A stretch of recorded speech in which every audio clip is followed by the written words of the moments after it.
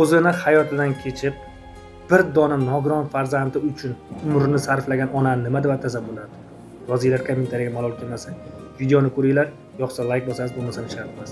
Farzandi nogiron tug'ilgach, eri haydab yuborgan mushtipar ayol ming mashaqqatlar bilan yolg'iz o'g'lini ulg'aytirdi. Chaqaloqligidan ona yelkasiga tirmashgan 17 yoshlik o'g'il hanuz onasini quchib yashaydi. Nogironlar aravasini istamaydi. Bu bolani ko'ngliga qarayman. Chunki shu bola uchun shu zamin, shu hayotdan nafas olib turibman. Farzand qadriga yetmaganlar sabr va matonatni beshariqlik Malohat opadan o'rgansin. Allohga shukr.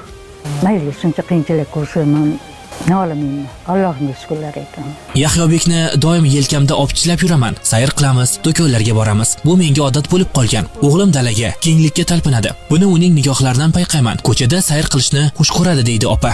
Meni bolam sog'lom bo'lsin. Uni bilan qiynalmaymiz deyman. Bitta kelin qilib olganimda jonim Xudoyda. Nima yo'qda tinchgina berib gaplarcha men ham sayohatga chiqarmadim deb qo'yaman. Turkiyaga borarmidim, aylanish, umralarga borarmidim. Gapni ochiq hozir yana qaytib ketasizlar. Yana ona bilan so'p bo'lib qoladi. Odamga muhtojmiz, gaplarcha odamga muhtoj odamlar.